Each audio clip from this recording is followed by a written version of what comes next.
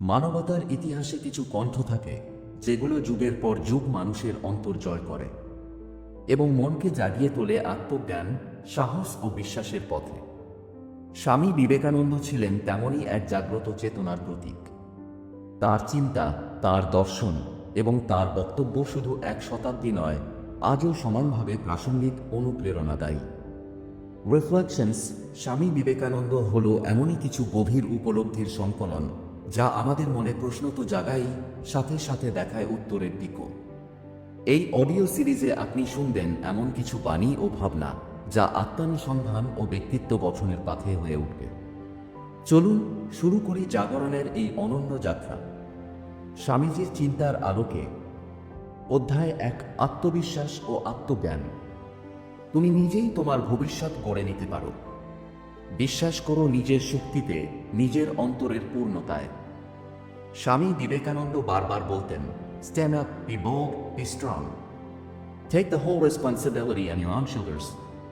তিনি বিশ্বাস করতেন আত্মবিশ্বাসী মানুষের শ্রেষ্ঠ শক্তি। তার চোখে মানুষ কোনো সাধারণ প্রাণী নয়, মানুষ একটি সম্ভাবনার উৎস, একটি প্রাণ যেন অসীম শক্তির আধার। কিন্তু দুঃখের বিষয়, বেশিরভাগ মানুষ নিজের ক্ষমতাকেই চেনে না। সমাজ যা বলে, পরিস্থিতি যা বাধা দেয়, মানুষ তাই মেনে নেয়। কিন্তু স্বামীজির শিক্ষা ছিল, তুমি পারো যদি তুমি সত্যিই নিজেকে বিশ্বাস করো। তিনি বলতেন, যদি আমার 100 জন সত্যিকারের আত্মবিশ্বাসী যুবক থাকত যারা ভয় না পেয়ে নিজের অন্তরকে জাগিয়ে তুলতে পারত, তবে আমি সারা দুনিয়া বদলে দিতে পারতাম। তার এই কথায় ছিল না শুধু আবেগ, ছিল দার্শনিক ভিত্তি। স্বামীজি বিশ্বাস করতেন আত্মা অমর, চিরজাগ্রত, অপরাজেয়। আর সেই আত্মাকে চিনলেই মানুষ বুঝতে পারে সে কারো নিচে নয়, সে দাস নয়, সে নিজেই নিজের রাজা। আজকের দিনে যখন হাজারো ভয়, সন্দেহ, আত্মবিশ্বাসহীনতা আমাদের ঘিরে রাখে, স্বামী বিবেকানন্দের এই আহ্বান আমাদের জন্য এক অমোঘ ডাক। তোমার জীবনের আসল কাজ হলো নিজেকে চেনা, নিজের মধ্যে ঈশ্বরকে অনুভব করা। এই অধ্যায়ে আমরা শিখি সত্যিকারের আত্মবিশ্বাস আসে ভেতর থেকে। সমাজ যা বলে তা নয়, অন্যরা কি ভাবছে তা নয়, তোমার আত্মা কি বলছে সেটাই সত্য। তাই আজ থেকেই শুরু হোক নিজের প্রতি বিশ্বাস রাখার যাত্রা। চোখ বন্ধ করে ভাবো, তুমি কে? কেন এসেছো এই পৃথিবীতে? কি হতে চাও তুমি? কারণ তোমার উত্তর, তোমার পথ, তোমার শক্তি সবই আছে তোমার ভিতরেই। চলুন পরবর্তী অধ্যায়ে আমরা আরও গভীরভাবে প্রবেশ করি স্বামীজির দর্শনের ভেতর। অধ্যায় 2, ভয় নয়, শক্তি চাও। স্বামী বিবেকানন্দ বলেছিলেন, ভয়ই একমাত্র পাপ। ভয়ই মানুষকে দুর্বল করে তোলে। আমরা সবাই কম বেশি ভয় পাই। জীবন নিয়ে, ভবিষ্যৎ নিয়ে, সমাজের কথা ভেবে, নিজের সামর্থ্য নিয়ে ভয় যেন আমাদের প্রতিদিনের সঙ্গী। কিন্তু স্বামীজির চোখে ভয় মানেই আত্মার অন্ধকার, ভয় মানেই নিজের শক্তিকে অস্বীকার করা। তিনি বলতেন, যে মুহূর্তে তুমি ভয় পাও সেই মুহূর্তেই তুমি দুর্বল হয়ে পড়ো। শুধু বাহ্যিক সাহস নয়, স্বামী বিবেকানন্দ জোর দিতেন আত্মিক সাহসের উপর। তিনি চাইতেন মানুষ এমন এক অবস্থানে পৌঁছাক যেখানে তারা বলবে, আমি ভয় পাই না, কারণ আমি জানি আমি আত্মা, আমি চিরঞ্জীব, চিরশক্তিমান। তিনি আরও বলেছিলেন, Arise, awake and stop not till the goal is reached. উঠো, জাগো এবং থেমো না যতক্ষণ না লক্ষ্যে পৌঁছাও। এই বার্তা শুধু যুব সমাজ নয়, প্রত্যেক চিন্তাশীল মানুষকে জাগিয়ে তোলে। কারণ এই আহ্বানের পেছনে আছে এক বিরাট সত্য, ভয় মানুষকে পেছনে টানে আর সাহস মানুষকে সামনে এগিয়ে নিয়ে যায়। স্বামীজির নিজের জীবনও ছিল সাহসের প্রতীক। পশ্চিমে গিয়ে তিনি যেভাবে ভারতীয় দর্শনের জয়গান করেছিলেন, যেভাবে বিশ্ববাসীর সামনে হিন্দু ধর্মের সত্যতা তুলে ধরেছিলেন, তা এক অনন্য দৃষ্টান্ত। তিনি ভেবেছিলেন না লোক কি কহেঙ্গে। তিনি ভয় পাননি সংস্কৃতি, ভাষা বা জাতিগত সীমার। তিনি শুধু এগিয়ে গিয়েছিলেন কারণ তার মধ্যে ছিল বিশ্বাস, নিজের উপর, নিজের ধর্মের উপর, নিজের জাতির উপর। তার এই শক্তির উৎস ছিল আত্মজ্ঞান, আর এই আত্মজ্ঞানই তাকে নির্ভীক করে তুলেছিল। তাই এই অধ্যায়ের শিক্ষা একটাই, ভয়কে জয় করো। ভয় থেকে নয়, সাহস থেকে কাজ করো। নিজের মধ্যে শক্তির জাগরণ ঘটাও। নিজের হৃদয়কে প্রশ্ন করো, আমি কি ভয়কে আঁকড়ে বেঁচে থাকছি, নাকি নিজের অন্তরের আলোকে অনুসরণ করছি? যখনই ভয় এসে দাঁড়ায়, মনে রাখো, তুমি সেই চেতনা যাকে কেউ হারাতে পারে না, ভাঙতে পারে না, ভয় দেখাতে পারে না। চলুন পরবর্তী অধ্যায়ে আমরা খুঁজে দেখি কিভাবে মানব সেবাই ঈশ্বর সেবার সর্বোচ্চ রূপ হতে পারে। অধ্যায় 3, মানব সেবা মানেই ঈশ্বর সেবা। স্বামী বিবেকানন্দ বলেছিলেন, জীবে প্রেম করে যেই জন, সেই জন সেবিছে ঈশ্বর। এই একটি বাক্যে তিনি মানুষের প্রতি আমাদের দায়িত্ব ও ঈশ্বরের প্রতি আমাদের কর্তব্যকে এক সূত্রে বেঁধে দিয়েছিলেন। স্বামীজির মতে, মন্দিরে গির্জার সমাধিতে গিয়ে ঈশ্বরকে খোঁজার দরকার নেই। ঈশ্বর রয়েছেন মানুষের হৃদয়ে, বিশেষত সেই সব মানুষদের মধ্যে যারা দুঃখী, অভাবী, অবহেলিত। তিনি বলতেন, তোমরা মানুষকে ভালোবাসো, সেবা করো। প্রতিটি দরিদ্র, ক্ষুধার্ত, অসহায় মানুষের মধ্যে ঈশ্বরকে দেখো। তাহলেই প্রকৃত ধর্মচর্চা হবে। স্বামী বিবেকানন্দের এই দর্শন শুধুই জ্ঞানগর্ভ কথা নয়, তার জীবনেই ছিল এর বাস্তব রূপ। দারিদ্র্যপীড়িত ভারতের অবস্থা দেখে তিনি ব্যথিত হয়েছিলেন। তিনি বুঝেছিলেন, শুধু ধর্মের কথা বলে হবে না, মানুষকে আগে খেতে দিতে হবে, বাঁচতে দিতে হবে। কারণ আনএমপ্টিস্টামেজ is no good for religion. তার চিন্তাধারা ছিল বিপ্লবী। তিনি চেয়েছিলেন এক নতুন ভারত, যেখানে সেবা হবে ধর্মের প্রথম ধাপ।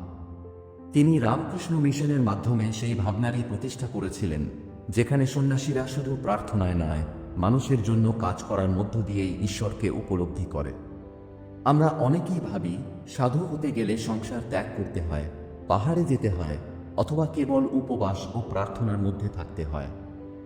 কিন্তু স্বামীজির শিক্ষা ছিল সম্পূর্ণ ভিন্ন। তিনি বলতেন, যে মানুষ নিজের কাজ সৎভাবে করে, পরিবারের যত্ন নেয়, সমাজের কল্যাণে নিজেকে নিয়োজিত রাখে, সেই প্রকৃত সাধক। তার চোখে একজন পথের ধারে বসে থাকা রোগাক্রান্ত ভিখারিকেও যদি কেউ শ্রদ্ধা, সহানুভূতি ও ভালোবাসা দিয়ে দেখে, তাহলেই সে ঈশ্বরের সেবক। এই অধ্যায়ের শিক্ষা হল, তুমি যদি সত্যিকারের ঈশ্বরকে খুঁজতে চাও, তবে তাকাও মানুষের দিকে। যে ক্ষুধার্ত, তাকেই খাওয়াও। যে দুঃখী, তাকেই জড়িয়ে ধরো। যে একা, তার পাশে বসো। তুমি প্রতিটি মানুষের মধ্যে যদি ঈশ্বরকে দেখতে পারো, তাহলেই তুমি প্রকৃত ধর্মের পথের যাত্রী। চলুন পরবর্তী অধ্যায়ে আমরা জানি কিভাবে চিন্তা ও বিশ্বাস আমাদের ভাগ্যকে গড়ে তোলে। অধ্যায় 4, চিন্তার শক্তি ও বিশ্বাসের প্রভাব। স্বামী বিবেকানন্দ বলেছিলেন, We are what our thoughts have made us, so take care about what you think. Words are secondary. Thoughts live, they travel far. অর্থাৎ আমরা আমাদের চিন্তার ফল। আমরা যেমন ভাবি, তেমনই হয়ে উঠি। তার মতে, মানুষের সবচেয়ে বড় শক্তি তার চিন্তা। এই চিন্তাই আমাদের চরিত্র গড়ে, আমাদের ভবিষ্যৎ নির্ধারণ করে এবং আমাদের সাফল্য কিংবা ব্যর্থতার পথ তৈরি করে। অনেক সময় আমরা বলি, আমার ভাগ্যে নেই, আমার দ্বারা হবে না। কিন্তু স্বামীজির শিক্ষা ছিল সম্পূর্ণ ভিন্ন। তিনি বলতেন, তুমি যেভাবে নিজেকে ভাবো, সেভাবেই তুমি নিজেকে গড়ে তোলো। যদি বারবার নিজেকে দুর্বল ভাবো, তাহলে দুর্বলতাই তোমার সত্তায় ঢুকে যাবে। আবার যদি ভাবো তুমি শক্তিমান, তুমি সফল হতে পারো, তবে ধীরে ধীরে সেই শক্তির প্রকাশ ঘটবে। তার আরেকটি বিখ্যাত বাণী, All the powers in the universe are already ours. It is we who have put our hands before our ears and cry that it is dark. অর্থাৎ সকল শক্তি আমাদের মধ্যেই আছে। আমরা শুধু চোখ বন্ধ করে বসে আছি, তাই অন্ধকার দেখছি। স্বামী বিবেকানন্দ বিশ্বাস করতেন, চিন্তার গভীরতা যদি আত্মবিশ্বাস আর ধ্যানের সঙ্গে মিলে যায়, তাহলেই মানুষ নিজের ভাগ্য নিজেই বদলাতে পারে। কারণ প্রত্যেক চিন্তা একটি শক্তির বীজ। তার মতে, সততা, অধ্যবসায়, সাহস ও বিশ্বাস, এই 4টি গুণ যদি চিন্তার মাধ্যমে প্রতিদিন চর্চা করা হয়, তবে জীবনের কোনো বাধাই মানুষের সামনে বেশিদিন দাঁড়াতে পারে না। এই অধ্যায়ের শিক্ষা হল, তুমি যেমন ভাবো তেমনই হয়ে ওঠো। তাই নিজেকে কখনোই তুচ্ছ ভাবো না। নিজের মধ্যে বিশ্বাস আনো, কারণ তোমার চিন্তাই তোমার ভবিষ্যতের চালক। আজকের দিন থেকে প্রতিজ্ঞা করো, আমি দুর্বল নই, আমি অসহায় নই, আমি করব, আমি পারব। আমার ভাবনাই হবে আমার শক্তির উৎস। চলুন পরবর্তী অধ্যায়ে আমরা শুনব স্বামীজির সেই আহ্বান, যেখানে তিনি বলেন, তোমাকে নিজের জন্য নয়, সমাজের জন্য বাঁচতে হবে। অধ্যায় 5, নিজের জন্য নয়, সমাজের জন্য বাঁচো। স্বামী বিবেকানন্দ বলেছিলেন, They alone live who live for others. The rest are more dead than alive. অর্থাৎ যে মানুষ অন্যের জন্য বাঁচে সেই প্রকৃত জীবিত। বাকিরা তো কেবল শ্বাস নিচ্ছে, জীবিত নয়। এই কথাগুলোর মধ্যে লুকিয়ে আছে এক চরম সত্য। আমরা অনেকেই জীবন কাটিয়ে দিই শুধুই নিজের চাওয়া, নিজের স্বার্থ আর নিজের স্বপ্ন নিয়ে। কিন্তু স্বামীজির মতে এমন জীবন হলো একরকম আত্মকেন্দ্রিক দাসত্ব। তিনি বলতেন, একটি জীবন শুধু নিজের জন্য নয়, অন্যের কল্যাণে উৎসর্গিত হওয়াই হলো প্রকৃত জীবন। স্বামী বিবেকানন্দের দর্শনে সমাজ ছিল একটি জীবন্ত সত্তা। তিনি দেখতেন গরিব, অসহায়, অনাহারী মানুষদের কষ্ট আর অনুভব করতেন যে সমাজ এই মানুষদের উন্নতির পথ দেখাতে পারে না, সেই সমাজের নিজেরও উন্নতি সম্ভব নয়। তার চোখে একজন প্রকৃত মানুষ তখনই হয়ে ওঠে মানবতার প্রতিনিধি, যখন সে নিজের সুখস্বার্থের বাইরে গিয়ে অন্যের জন্য কিছু করে। তিনি বলতেন, তুমি যদি নিজের জীবনকে অর্থবহ করতে চাও, তবে নিজেকে অন্যের জন্য উজাড় করে দাও। তিনি এমন একটি জাতি গড়তে চেয়েছিলেন যারা শুধু শিক্ষিত আর ধর্মপরায়ণই নয়, বরং সেবাপরায়ণ, দায়িত্ববান ও সাহসী। তিনি চেয়েছিলেন এমন এক সমাজ যেখানে একে অপরকে টেনে তুলে নেওয়ার সংস্কৃতি থাকবে, ধাক্কা দেওয়ার নয়। এই অধ্যায় আমাদের শেখায়, তুমি যতই বড় হও, যতই সফল হও, যদি সেই সফলতা অন্যকে ছুঁয়ে না যায়, তবে তা পূর্ণতা পায় না। তুমি যদি এক মুঠো ভাত দিতে পারো ক্ষুধার্তকে, যদি এক ফোঁটা হাসি এনে দিতে পারো কাঁদতে থাকা কারো মুখে, তবেই তোমার জীবন সার্থক। তার শিক্ষা ছিল পরিষ্কার, নিজেকে ভালোবাসো, কিন্তু অন্যকে বাদ দিয়ে নয়। নিজের উন্নতি চাও, কিন্তু সমাজের ক্ষতির বিনিময়ে নয়। এই পৃথিবীতে তোমার অস্তিত্ব যেন এক আলো হয়ে জ্বলে ওঠে, যা শুধু তোমার পথ নয়, অন্যদের পথও আলোকিত করে। চলুন পরবর্তী অধ্যায়ে আমরা অনুধাবন করি কিভাবে ত্যাগ, আত্মনিয়ন্ত্রণ ও ব্রহ্মচর্যের মাধ্যমে মানুষ প্রকৃত শক্তির অধিকারী হয়ে ওঠে। আপনি এখন শুনছেন রিফ্লেকশনস, স্বামী বিবেকানন্দ, স্বামীজির চিন্তা, দর্শন এবং অন্তর্জাগরণের এক অনন্য অডিও যাত্রা। এই সময়ের প্রতিটি মানুষ যদি তাঁর শিক্ষা হৃদয়ে ধারণ করতে পারে, তবে বদলে যেতে পারে নিজেকেও, সমাজকেও। স্বামী বিবেকানন্দ বলতেন, জ্ঞানী মুক্তি, শক্তি ধর্ম, সেবাই ঈশ্বরজন। আর এমন ভাবনাগুলো যদি আপনাকে স্পর্শ করে, অনুপ্রাণিত করে, তবে আমাদের চ্যানেল আদি বুকসাফকে এখনই সাবস্ক্রাইব করুন। নতুন অধ্যায় মিস না করতে চাইলে বেল আইকনটিও অন করে রাখুন। চলুন শুরু করি পরবর্তী অধ্যায়। অধ্যায় 6, ত্যাগ, আত্মনিয়ন্ত্রণ ও শক্তির উৎস। স্বামী বিবেকানন্দ বলতেন, Strength is life, weakness is death. Expand your consciousness and become fearless. অর্থাৎ শক্তি হলো জীবন, দুর্বলতা হলো মৃত্যুর প্রতীক। তিনি বিশ্বাস করতেন প্রকৃত শক্তি আসে বাহ্যিক ক্ষমতা থেকে নয়, অন্তরের নিয়ন্ত্রণ ও আত্মশক্তি থেকে। একটি জীবন যদি শুধুই স্বার্থপর আকাঙ্ক্ষায় বাধা থাকে, তবে সে কখনো প্রকৃত শক্তির অধিকারী হতে পারে না। স্বামীজির শিক্ষা ছিল পরিষ্কার, ত্যাগ ও আত্মনিয়ন্ত্রণই মানুষের সবচেয়ে বড় শক্তি। যে ব্যক্তি নিজের কামনা, ভয়, অভিমান ও অহংকারের ওপর নিয়ন্ত্রণ রাখতে পারে, সে অপ্রতিরোধ্য।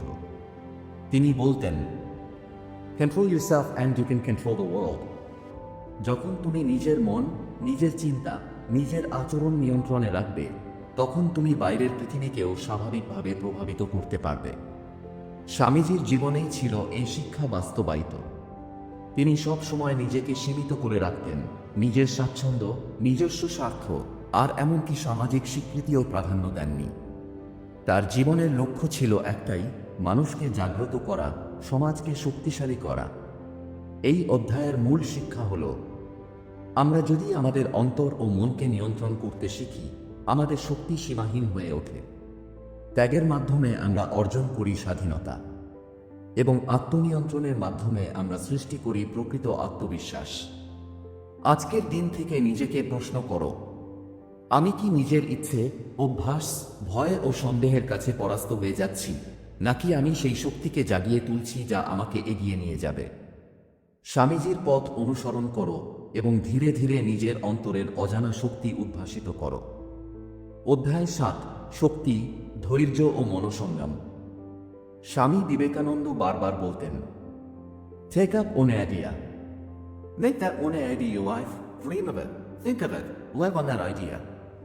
Let the brain, muscles, nerves, every part of your body be full of that idea and just leave every other idea alone. This is the way to success. অর্থাৎ একটি লক্ষ্য নিয়েই মনকে কেন্দ্রীভূত করো। সম্পূর্ণ একাগ্রচিত্ত হয়ে সেই লক্ষ্যের দিকে এগিয়ে যাও। তার মতে মানুষের জীবনে সবচেয়ে বড় শত্রু হল বিক্ষিপ্ত মন।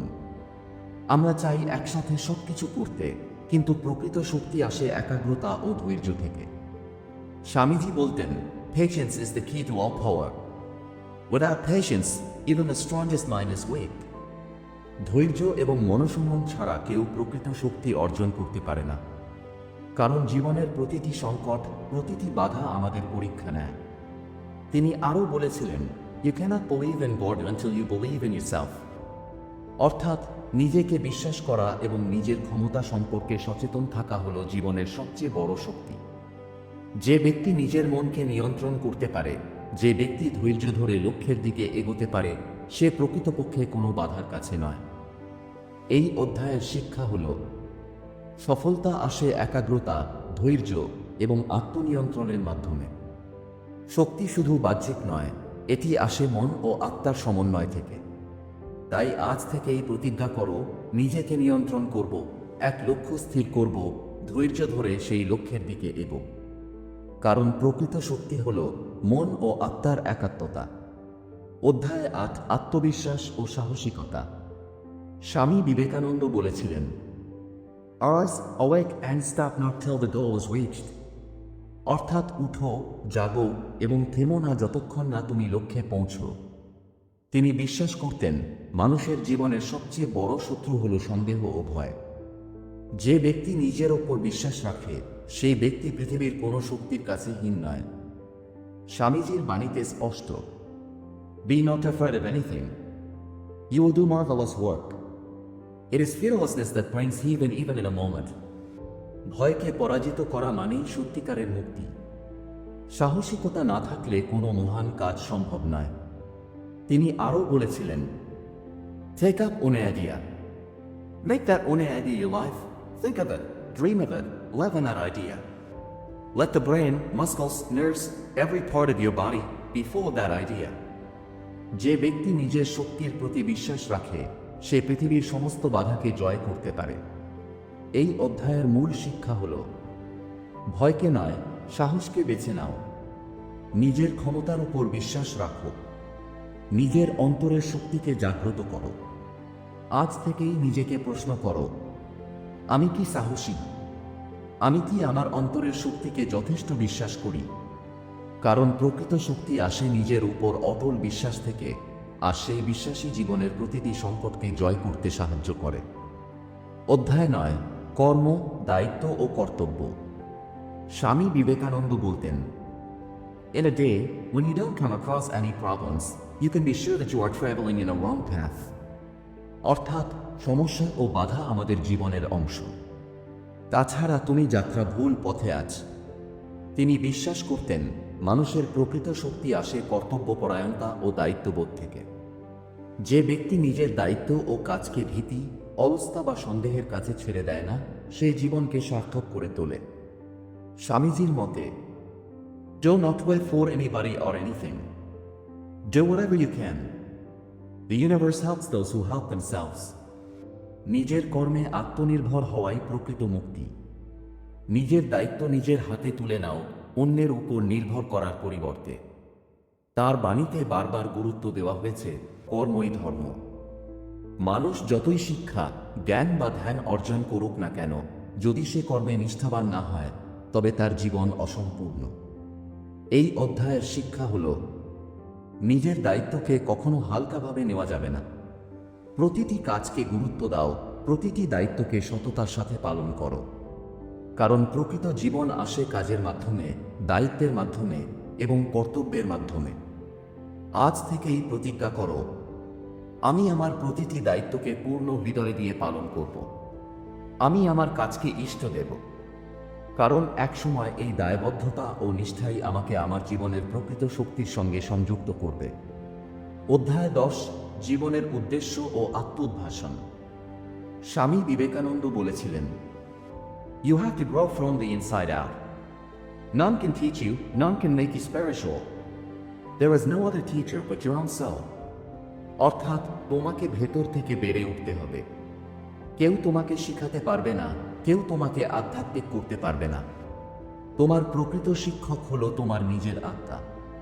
তিনি বিশ্বাস করতেন, জীবনের উদ্দেশ্য হলো কেবল বাহ্যিক সাফল্য নয়, বরং নিজের অন্তরের সম্ভাবনা, শক্তি ও চেতনা উদ্ভাসিত করা। যখন আমরা নিজের অন্তরে প্রবেশ করি, নিজের সত্যিকারের ক্ষমতা বুঝতে পারি, তখন আমরা জানি আমরা একান্তভাবে শক্তিশালী, অদম্য এবং সীমাহীন সম্ভাবনার অধিকারী। স্বামীজির চোখে মানুষ হল সম্ভাবনার বিশাল সামুদ্রিক ঢেউ। প্রতিটি প্রাণ, প্রতিটি মন, প্রতিটি আত্মা সবই সম্ভাবনার এক অমোঘ উৎস। কিন্তু সেই সম্ভাবনা তখনই উন্মোচিত হয় যখন আমরা নিজের অন্তরের দিকে তাকাই, নিজের ক্ষমতা স্বীকার করি এবং নিজেকে জাগ্রত করি। তিনি বলতেন, The world is the great gymnasium where we come to make ourselves strong.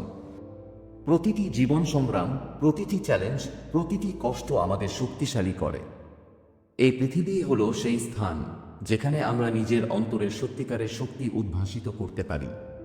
এই অধ্যায়ের শিক্ষা হলো, নিজেকে জানো, নিজের অন্তরের শক্তিকে বিশ্বাস করো এবং জীবনের প্রতিটি মুহূর্তকে উপলব্ধি করে বাঁচো। কারণ প্রকৃত জীবন আসে চেতনা, আত্মবিশ্বাস এবং নিজের শক্তিকে উদ্ভাসিত করার মধ্য দিয়ে। এভাবেই শেষ হলো প্রথম 10টি অধ্যায়ের যাত্রা। স্বামী বিবেকানন্দের শিক্ষা আমাদের মনে করিয়ে দেয়, ভয় নয়, সাহস, শূন্যতা নয়, শক্তি, সন্দেহ নয়, বিশ্বাস, এই তিনিই জীবনের মূল ভিত্তি। আপনি শুনেছেন রিফ্লেকশনস, স্বামী বিবেকানন্দ, স্বামীজির চিন্তা, দর্শন এবং অনুপ্রেরণার কিছু মূল্যবান মুহূর্ত। আজকের অধ্যায়গুলো আমাদের শিখিয়েছে আত্মবিশ্বাস, সাহস, দায়িত্ব, ত্যাগ এবং মানুষের সেবা কিভাবে জীবনের প্রকৃত শক্তি উদ্ভাসিত করে। যদি এই শিক্ষাগুলো আপনাকে অনুপ্রাণিত করে, তবে আমাদের চ্যানেল আদি বুকসাফকে সাবস্ক্রাইব করুন। নতুন অধ্যায় ও অনুপ্রেরণামূলক কন্টেন্ট মিস করতে না চাইলে বেল আইকনটি অন করে রাখুন। স্বামী বিবেকানন্দের মতো নিজেকে জাগ্রত করুন, সাহসী হন, নিজের অন্তরের শক্তিকে উদ্ভাসিত করুন। বিনম্র প্রার্থনা করি, ভালো থাকুন, সুস্থ থাকুন।